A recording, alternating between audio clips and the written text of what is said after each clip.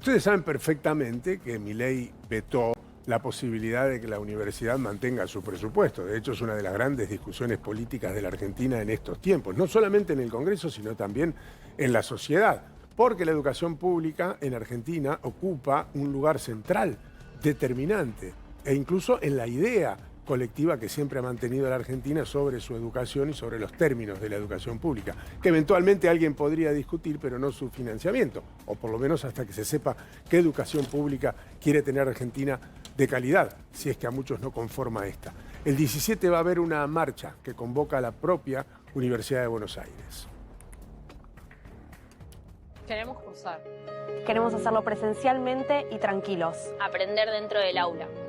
Queremos seguir siendo la universidad de excelencia que somos. Y para eso necesitamos a los mejores profesores. Necesitamos que se queden. Queremos seguir formándonos siendo libres. Sin que nadie nos diga qué tenemos que decir o cómo pensar. Queremos seguir siendo el orgullo de nuestras familias. El orgullo de nuestro país. Porque la universidad pública es algo de lo que todos estamos orgullosos. La universidad pública nos puso en lo más alto. Esta ley no es contra nadie. Es a favor de todos.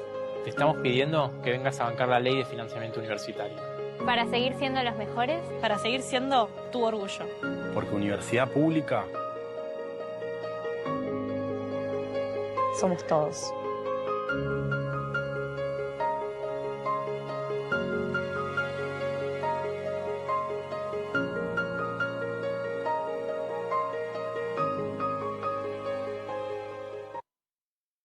En este marco, el gobierno intenta retomar la iniciativa política. La había perdido en los últimos tiempos. Todavía entiendo que no la ha recuperado. Intentará hacerlo de manera firme mañana, con un super lunes. Eso es lo que promete el gobierno. Un super lunes político, un super lunes económico, un super lunes financiero y cerrar la jornada con una cadena nacional, Mariano. Exactamente, donde se podrían anunciar lineamientos de lo que va a ser el presupuesto 2026 para un gobierno que desde que asumió no tiene presupuesto propio, por lo menos aprobado por las cámaras del Congreso.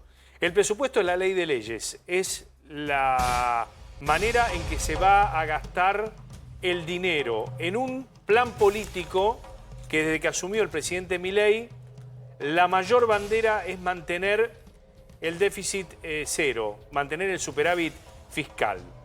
Seguramente mañana el presidente irá en ese sentido, de que no va a mover una coma de lo que ha sido su rumbo, pero se espera también que haya algún anuncio en torno a lo que es la ley de discapacidad. ¿Por qué digo esto? Porque la ley de discapacidad fue vetada y el Congreso rechazó de manera histórica, con el 2/3 de las dos cámaras, esta ley, lo que obliga al gobierno a darle cumplimiento. Antes de que el Congreso rechazara la ley de discapacidad, hubo allí algunos intentos del gobierno de intentar manifestar que querían hacer algún tipo de incremento en las pensiones por discapacidad. Bueno, quizás la cadena nacional sea oportunidad para, en el marco de una ley que el Poder Ejecutivo debe cumplir, porque se dio todo el procedimiento constitucional para que esto ocurra, que quizás haya un anuncio en ese sentido.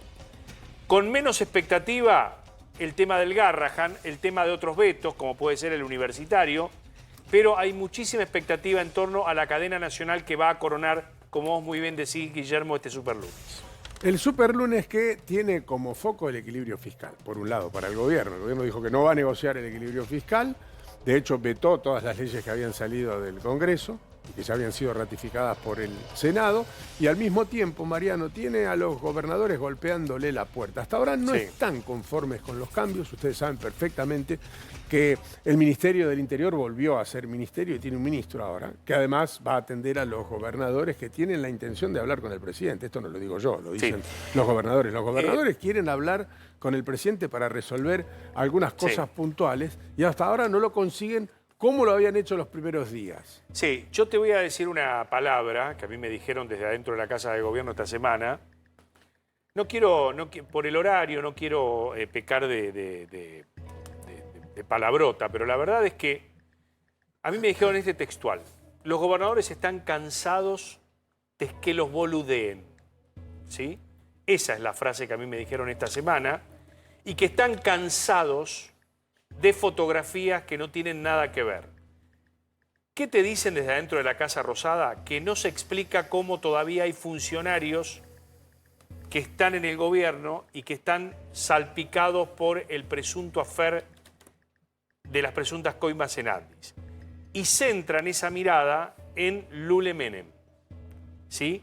Que dicho sea de paso, en esta semana que pasó, recibió al gobernador del Chaco antes de que fuera recibido por el flamante ministro del Interior. Esto los gobernadores, muchos de ellos lo vieron como una suerte de provocación. Por eso, hay que ver qué voluntad tienen el resto de los gobernadores. No estoy hablando de los 3 o 4 aliados a la Casa Rosada, que son el de Mendoza, el gobernador de, Mendoza, el Chaco y Entre Ríos, que es Frigerio, que se sacaron la foto de familia allí. Sí, son cercanos, pero que no son no cercanos. son amigos, ¿eh? Claro, no estuvo en esa mesa Jorge Macri, que si querés, a pesar de que Jorge Macri realmente lo golpearon muchísimo en lo que fue la elección de Capital, es un gobernador del PRO, no estuvo en esa mesa tampoco. El resto de los gobernadores no quiere saber nada.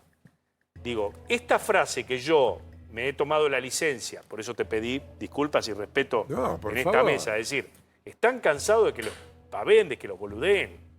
Digo, esto te transmiten desde la Casa Rosada y representantes de los gobernadores. Miren, el superlunes es un preámbulo de una semana compleja. La Exacto. que pasó no fue sencilla tampoco para el gobierno. Tardó en absorber el impacto de la derrota en la provincia de Buenos Aires, no por la derrota en sí mismo, sino por la cantidad de votos, que hay que excluirlos de los términos porcentuales. Fueron más de 1 millón de votos y claramente fue un impacto inesperado. Y al mismo tiempo porque un sector de la política esperaba una respuesta diferente, incluso en el propio seno del gobierno.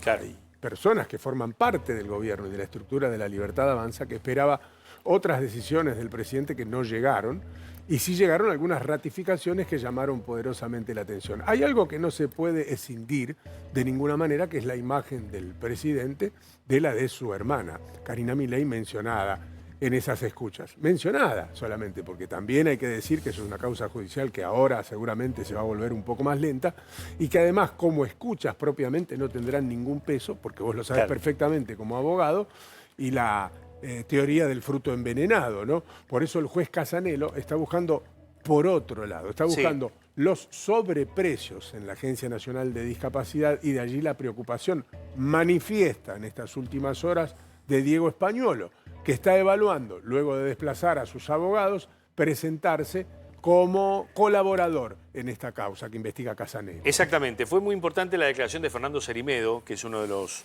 Durísima, dicho sea de paso. Sí, una declaración muy dura, pero que dejó prácticamente afuera de la historia a Karina Milei. Hay que decir esto. De lo poco que ha trascendido, porque recordemos que hay secreto de sumario, ¿no? Españolo podría convertirse en imputado colaborador, ¿no? Hay que entender también que le han renunciado los abogados de parte, que está buscando abogados para que lo defiendan.